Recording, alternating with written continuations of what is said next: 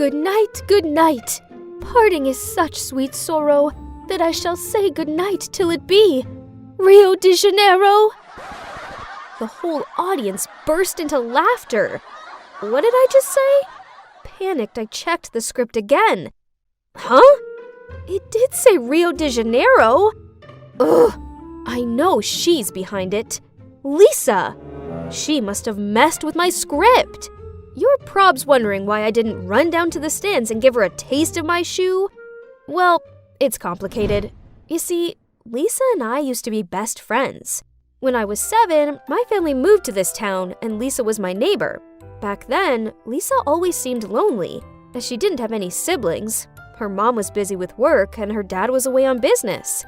So I often came over to hang out with her, and eventually we became the best of friends. We had so many things in common.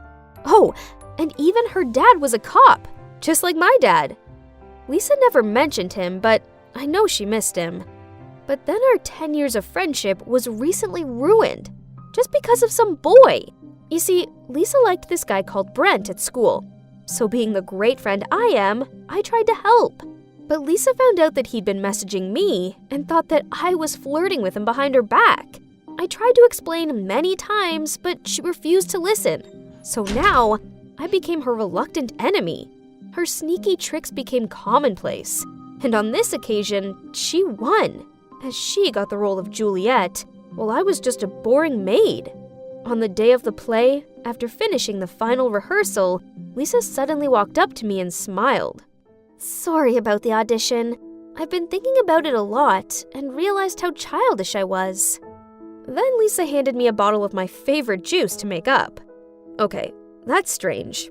Does she have 2 completely different personalities inside her or something? Or did she realize how great of a friend I am not to resent her petty tricks? Anyways, seeing as it was her birthday and all, I happily took the bottle of juice and wished her good luck. However, 15 minutes before the performance, I had the worst cramping pains in my stomach. I sprinted at rocket speed to the bathroom, and by the time I got out of there, the show was pretty much over. And guess what? I hadn't had anything that day, except for the juice Lisa gave me. Unbelievable! She did it to me again! I then rushed into the lounge of the drama club and rummaged through Lisa's bag. Bingo! Inside was a bottle of laxatives. She put it in my drink so I couldn't participate in the show. Ex-best friend or whatever, there's no way I'm gonna let her get away with it this time. Then suddenly, I found a vintage pocket watch sticking out from the innermost compartment of her bag. I held it in my hand and saw that the number 1999 was engraved on it. Why did it look so familiar? Don't touch my father's belongings!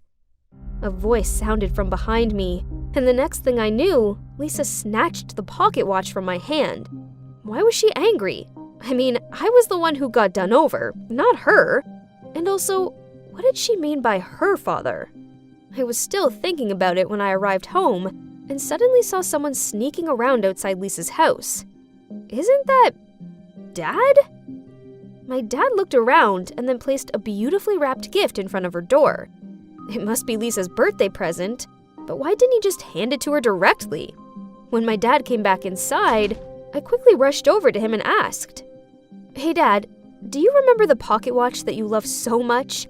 I haven't seen it for a while. Where did you put it?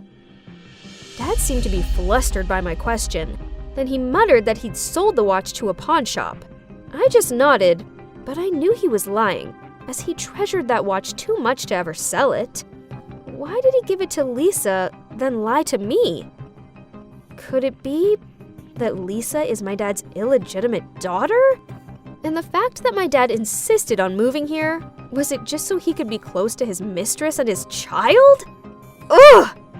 Lisa had stolen my role, and now she wanted to take my dad away from me too. I'd had enough. It's time for me to give her a taste of her own medicine. The next day at school, I made sure Lisa was watching as I flirted with Brent, then linked arms with him.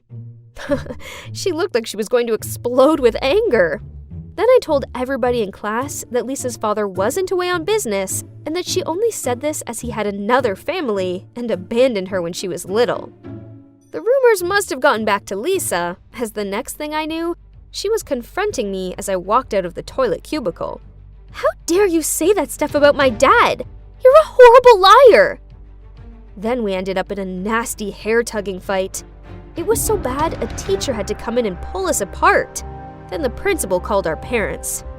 Luckily for us, my dad and Lisa's mom decided not to make this a big deal because of our close neighborly relations. Yeah, as if. However, my dad still made me apologize to Lisa and her mom. Ugh. Dad, why do I have to apologize? It's not like she apologized to me for putting laxatives in my drink. You were wrong to spread those untrue rumors about her. But what were the laxatives about? I thought you two were friends. Since when did you guys become this resentful towards each other? I wasn't lying. They're the truth.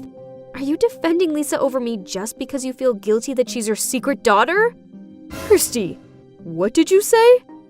I explained how I knew about the watch and therefore I'd figured out his secret.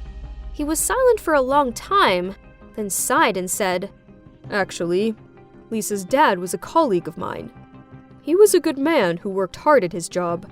We had this difficult case involving a notorious criminal gang and, unfortunately, her dad passed away while on duty.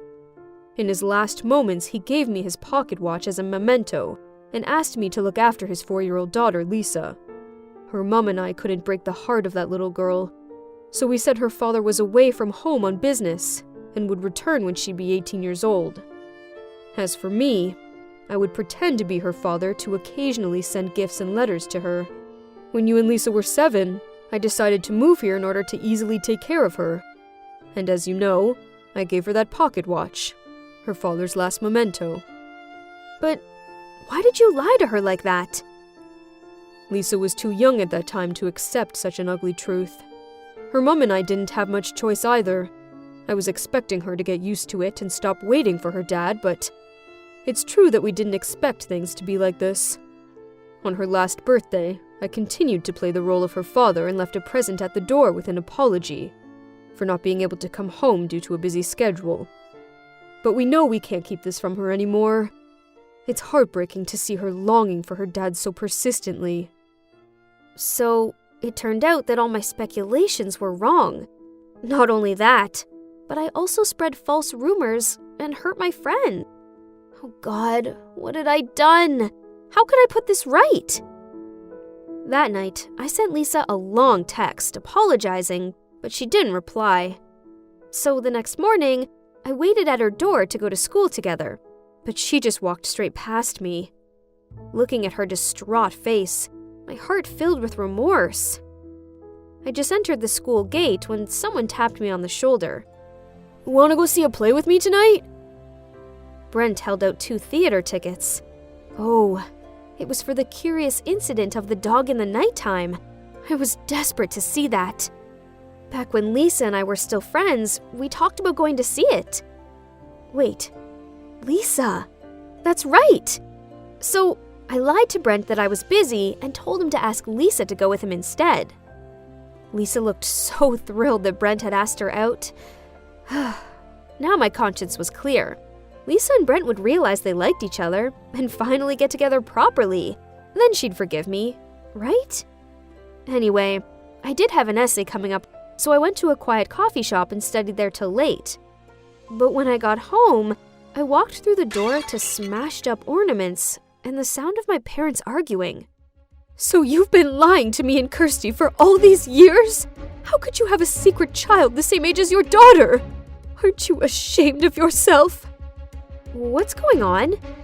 Did she know about Lisa? I quickly ran to stop her. Mom, it's not what you think. I thought so too at first. But you have to listen to Dad. Those lies may fool you, but they can't fool me. Lisa is his illegitimate daughter. That poor girl came here and told me. I tried reasoning with Mom, but she was too upset to listen. With a slam of the door, she left. Dad plopped down on the couch and gave a solemn sigh. I sat next to him, comforting him that maybe it was Lisa's misunderstanding. Dad, we have to tell Lisa the truth. I'll approach her first to test the water, and then when she seems to be emotionally stable, you will come and talk to her, okay? The next day, as soon as I arrived at school, I immediately went to look for Lisa. There she was, standing by her locker with her arms folded. I walked over to her, but before I could say anything, she shouted, "Stop acting as if you're that noble! I know Brent only invited me to the theater 'cause you told him to. Why do you wish to embarrass me so much?" Then Lisa burst into tears. "If my dad was still alive, he would protect me from mean girls like you." I gaped at Lisa. She already knew everything? But if so, why did she tell my mom the day before that my dad was also her dad?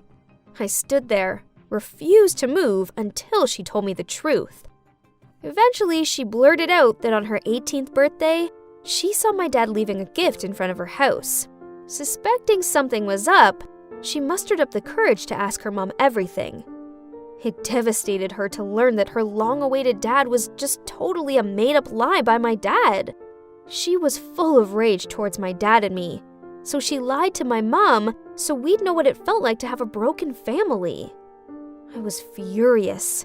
How dare she do this to my family? But as she sobbed out an apology, my anger faded right away, and I only felt so sorry for her instead. What she had gone through was really unbearable. I hugged her tightly and the pair of us cried our eyes out. When we both calmed down, we decided to have a frank talk with our families. I told Lisa I didn't mind sharing my dad with her, as he loves her like his own daughter anyway. But in return, Lisa needed to apologize to my mom and explain everything to her so she'd come back home. So finally, my mom has returned, and our two families are at peace again. I'm so sorry. I was out of my mind. I didn't mean to hurt you, Mom. Mrs. Lamont. Everyone burst out laughing. I also took the opportunity to give Lisa's mom a big hug and called her my mom, just like Lisa did. We were all chatting away happily when the doorbell rang. Lisa and I both went to open the door and saw Brent standing there holding a bouquet of flowers. He had this bewildered look on upon seeing us both here. But you know what? It doesn't matter which one of us he was looking for. There's no need for a boyfriend right now, 'cause I already have my best friend right here. Or should I say, my sister?